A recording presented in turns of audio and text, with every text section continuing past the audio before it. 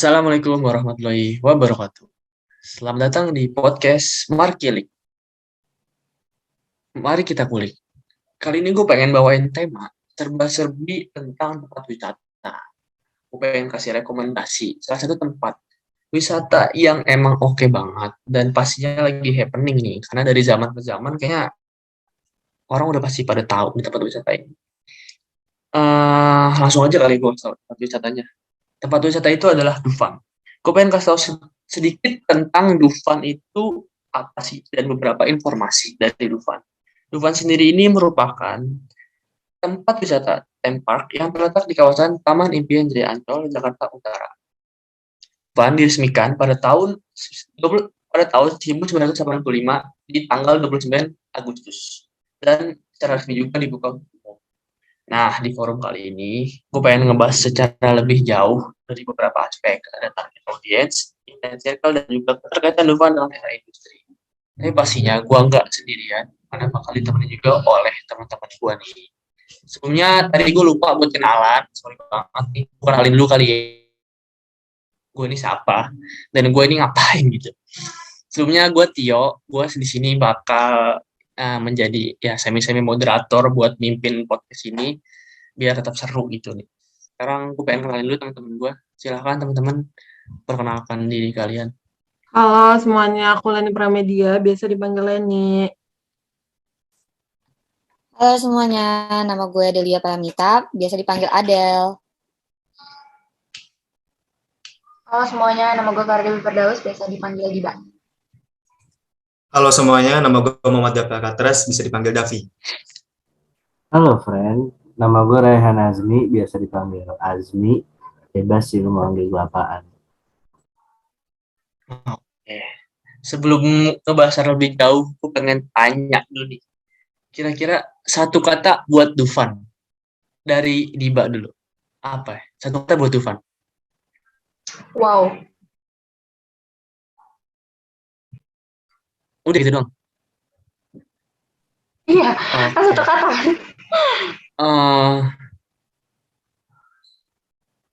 Davi, menurut lo gimana? Satu kata buat Dufan? Satu kata buat Dufan menurut gue menantang sih. Mantap, pasti. Dari Adel, satu kata buat Dufan. Kalau dari gue itu seru sih. Seru. Dari Leni, satu kata buat Dufan. Oh, dari gue capek, karena kalau habis naik semua permainannya tuh capek badan. Terakhir nih, satu kata buat Dufan dari Rehan. Oke, kalau dari gue romantis sih, lu bisa pacaran di sana soalnya, walaupun rada mahal ya, gitu. Oke, kali ini gue pengen ngebahas secara lebih jauh dan spesifik. Tadi kan gue udah kasih beberapa informasi sedikit tentang Dufan dan beberapa kata dari teman-teman tentang Dufan itu sendiri. Nah, kalau menurut teman-teman sendiri, kira-kira Dufan ini kan pasti menyasar ke target audiens ya, di mana orang-orang pasti pengen datang ke sana, tapi ada satu ketentuan yang emang diincar sama Dufan. Kalau menurut teman-teman sendiri, target audiens dari Dufan itu siapa dan gimana? Oke, mungkin dari gue dulu kali ya. Boleh. Dari segi demografi, menurut gue Dufan ini bisa menyasar ke semua usia, dari anak-anak sampai orang tua. Jadi semua kalangan bisa menggunakan permainan di Dufan. Jadi terus juga rentan usia itu dari 7 tahun sampai 50 tahun sih, gitu. Iya benar banget kata Devi. Permainan Dufan ini kan banyak banget macam-macamnya. Jadi bisa buat orang tua, buat anak-anak, buat kayak cewek cowok gitu. Tapi karena emang permainannya banyak, jadi pasti biaya operasionalnya juga mahal. Makanya tiketnya itu lumayan mahal. Jadi kalau buat dari segi ekonomi, paling orang-orang yang datang ke Dufan itu dari ses A dan B. Dan buat dari geografis itu paling menurut aku cuman dari segi Jabodetabek aja sih. Terus kalau menurut gue juga ya, psikografis pengunjung Dufan itu pasti orang-orang yang suka seneng nih, liburan. Terus juga menurut gue mereka juga orang yang suka berpetualang sih. Nah, ngomongin soal berpetualang ya, orang yang suka berpetualang pasti suka tantangan, ya enggak sih? Nah, orang yang suka tantangan pasti suka coba hal yang baru gitu. Mungkin apa ya, contohnya naik tornado sambil kayang kan bisa juga gitu, ya enggak sih? Nah, pokoknya gitu-gitu dah kondisi psikografisnya dari pengunjung Dufan gitu. Kalau dari gue sih. Nah, dari obrolan yang udah tadi disampaikan oleh teman-teman nih, beberapa pendapat tentang Dufan, gue bisa simpulin kalau Dufan tuh ternyata punya spesifikasi khusus untuk kriteria pengunjung dan juga target audiens yang memang mereka incar. Untuk demografi, pertama usia ada 7-50 tahun, jenis kelamin ada laki-laki dan perempuan, size-nya menyasar ke A dan B. Geografis, urban dan suburban, di mana secara spesifik ke Jabodetabek. Psikografis itu pertama suka berpetualang, suka mencoba hal baru, dan suka tantangan. Nah, karena target audiens ini kita udah tahu secara lebih luas. Kira-kira gue pengen ngebahas lebih jauh nih tentang Dufan, ke aspek intense circle dan juga SWOT yang dimiliki Dufan. Kira-kira menurut kalian nih, intense circle atau SWOT dari Dufan tuh gimana sih? Kalau untuk ngebahas intense circle, jadi menurut gua strengths atau kekuatan yang dimiliki oleh Dufan itu yang pertama jenis permainnya variatif dan banyak sih. Terus juga wahana Dufan paling lengkap di antara theme park di Indonesia. Jadi kita punya banyak opsi buat main dengan banyak permainan gitu, bukan hanya satu permainan saja. Tapi saking banyak jenis permainan, pasti biaya perawatannya itu juga pasti mahal dong. Makanya menjadi salah satu faktor tiket Dufan itu mahal. Nah, itu yang jadi salah satu weakness Dufan. Tapi walaupun harga tiketnya mahal, Dufan itu jadi kayak salah satu destinasi wajib kalau liburan ke Jakarta, kata orang-orang. Tapi bener banget sih, kayak gue orang Bandar Lampung nih. Jadi kalau dulu gue pas masih kecil, kalau misalnya ada acara di Jakarta itu pasti destinasi wajib untuk ke Jakarta itu yaitu pasti Dufan. Jadi itu merupakan destinasi wajib yang benar kata orang yang banyak dibicarakan oleh orang-orang sih. Terus juga itu yang bisa jadi opportunity buat Dufan, soalnya selalu direkomendasikan jadi salah satu destinasi wajib di Jakarta gitu. Bener sih, nggak cuma itu juga nih, Vi. Dufan ternyata punya banyak banget strength lain itu, kayak tempat parkir yang luas. Jadi buat teman-teman yang mau datang ke Dufan nih, gak usah takut kalau misalnya nggak dapat parkiran. Terus buat teman-teman juga yang kayak capek, abis main-main, lapar, itu tuh bisa banget beli cemilan gitu di sananya, kayak banyak banget tempat makan. Terus juga Dufan kan gede banget ya, luas.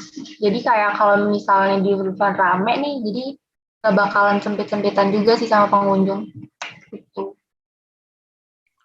Tapi tadi nambahin Davi sama Diba ya, kata aku masih ada satu strength-nya lagi Dufan, itu Dufan menjamin banget keselamatan para pengunjungnya gitu. Jadi kita para pengunjung yang datang ke sana tuh bakalan ngerasa safe gitu, bakalan ngerasa aman karena emang semua permainan di Dufan itu udah safety. Tapi menurut gue tuh ada weakness yang kelemahan yang bikin gue tuh agak gak suka di Dufan tuh ada dua. Yang pertama, jumlah pengunjungnya kan banyak. Terus toiletnya tuh nggak sebanding sama jumlah pengunjungnya. Jadi kadang-kadang tuh antrinya tuh lama. Sama hujan, Dufan kan outdoor. Jadi kalau hujan tuh ribet. Ada beberapa permainan yang nggak diaplikasikan gitu loh, yang nggak jalan. Jadi kayak sayang aja kita udah bayar mahal-mahal, tapi karena hujan kita nggak bisa naik semua wahana karena ditutup gitu. Setuju sih kata Reni, tapi di balik weakness atau kelemahan Dufan, menurut gue Dufan tuh punya opportunity yang bagus buat kedepannya. Karena pertumbuhan di kawasan Ancol tuh bagus untuk jadi prospek kedepannya. Menurut gue Dufan tuh gak akan sepi pengunjung, apalagi di waktu-waktu tertentu kayak liburan atau pokoknya yang lagi wisatawannya meledak-ledaknya deh. Terus gue juga setuju nih sama Devi kalau misalnya Dufan itu bakal jadi tempat yang direkomendasiin oleh setiap orang untuk didatengin pas lagi di Jakarta. Tapi masih ada satu opportunity lagi nih, Del, tentang Dufan. Nah, biar Dufan makin stunning ya, Dufan tuh bisa didatengin sama siapa aja sih menurut gua. Kayak lu bisa datang bareng pacar, atau lu buat cowok-cowok bisa sosok jadi gentleman, udah nggak usah takut, ada aku kok di sini gitu, sedap. Tapi lu juga bisa bareng keluarga nih, tapi ingat deh, jangan lu jangan naik tornado bareng mak lu, itu tandanya lu anak durhaka gitu. Tapi kan apa ya, gara-gara pandemi nih ya, Dufan tuh ya sepi pengunjung gitu ya.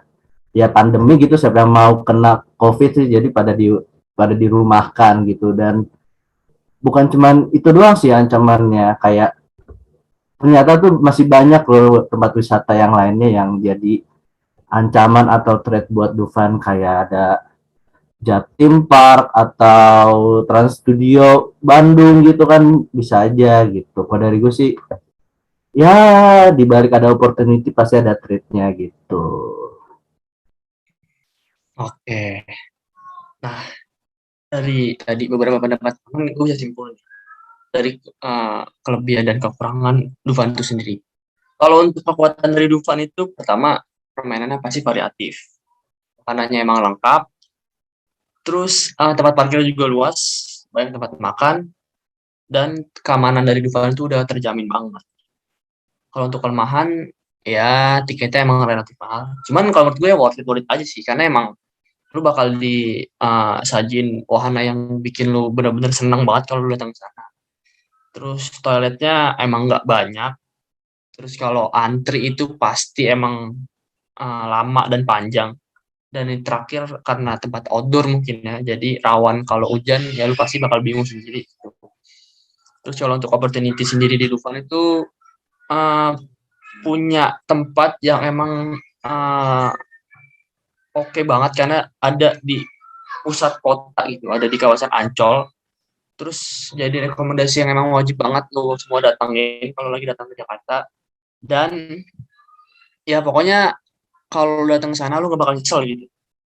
Nah, dari opportunities, kalau untuk threat atau ancaman sendiri pasti ada tempat-tempat saing yang serupa yang emang kira-kira Dufan ini jadi agak struggling gitu. Tapi gue jamin Dufan pasti bakal tetap punya nama di hati para pengunjung itu. Tapi gue boleh saran gak sih? Kalau lo kesana, menurut gue mending lo sama pacar aja gitu. Tadi yang Rehan bilang, lo bisa modus-modusan gitu sama cewek lo. Tapi kalau lo ngajak keluarga lo, agak susah ya kayaknya ya. Kalau lo mau naik apa, nyokap lo mau naik apa kan gak lucu ya. Tiba-tiba ngikut naik yang kuda-kudaan, gak seru gitu. Nah, sekarang gue pengen ngebahas secara lebih jauh nih soal Dufan.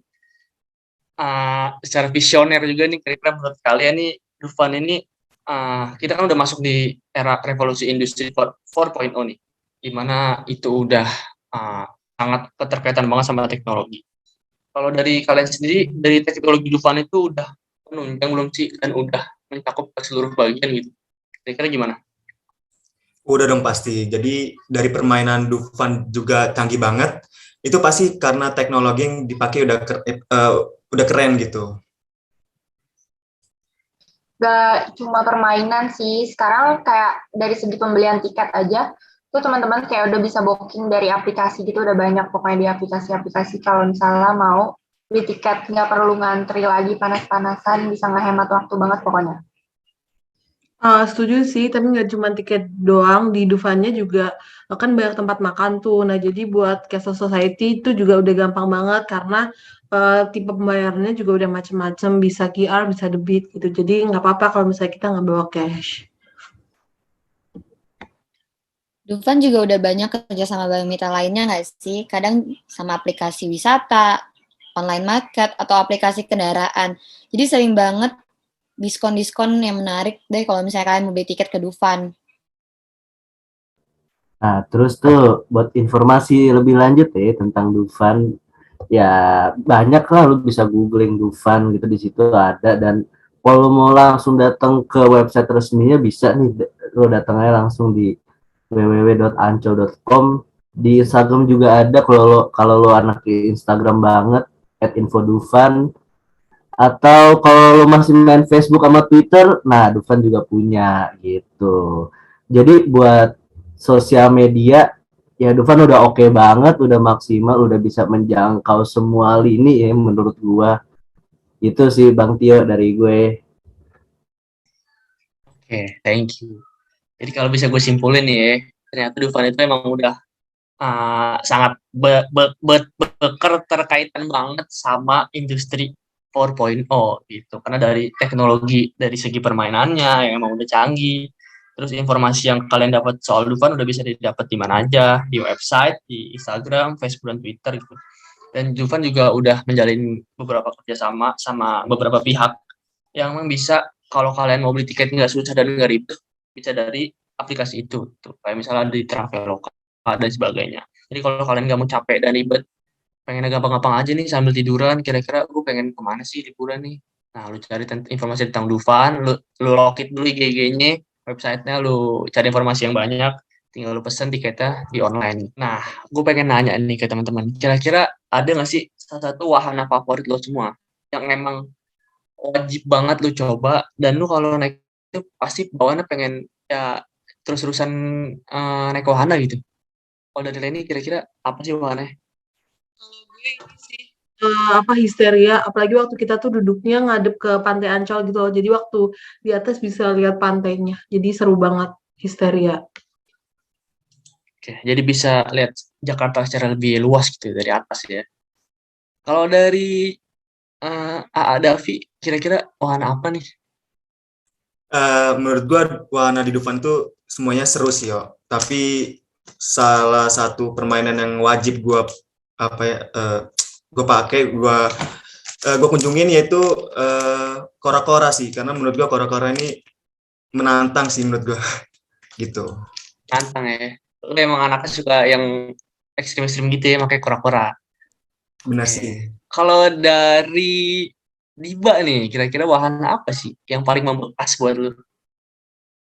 Gue paling Niagara sih, soalnya kayak basah-basahan gitu kan seru ya. Biar sekalian mandi. Bahasa-bahasan gitu ya emang ya.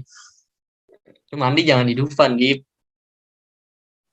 Oke. Kalau menurut Bang Rehan sendiri nih, wahana yang kira-kira menurut lu paling berkesan. Tadi kan gue sempat dengar nih, lu kayaknya sempat ngomong-ngomong soal romantis nih. Kira-kira punya pengalaman apa sih di Dufan nih sampai bisa bilang-bilang romantis?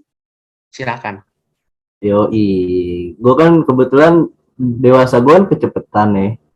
Jadi gue waktu SMP ya naik Dufan lah gitu bareng mantan gue dulu. Terus ya udah gue naik Tornado nih, mulai memorable lah buat gue lah gitu. Dulu sambil pegangan tangan cuy gue ya sama mantan gue gitu. Terus dengan so gentle gue bilang udah tenang aja masih ada gue kok di sini anjay, gitu aja sih dari gue. Emang lu agak-agak ini ya, cari kesempatan dalam kesempitan gitu ya. Yoi friend, emang Nah, harus gitu, opportunity nyarinya kita. oke. Cara lu coba aplikasi ini ya. Nah, terakhir nih buat Adel, kira-kira satu warna khusus yang menurut lu paling berkesan apa? Wahana menurut gue yang paling berkesan tuh Arum Jam sih, karena dia tuh menantang adrenalin banget sama terus basah-basah juga kan. Gue setuju banget sama Diba tuh.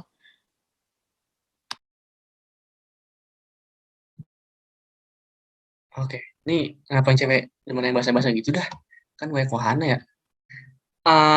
Terakhir buat para pendengar nih, kenapa lo harus ke Dufan? Dari Rehan dulu. Yoi, kalau kata gue kenapa lo harus ke Dufan, karena itu jadi bisa lo jadi opsi tempat dating yang gokil sih.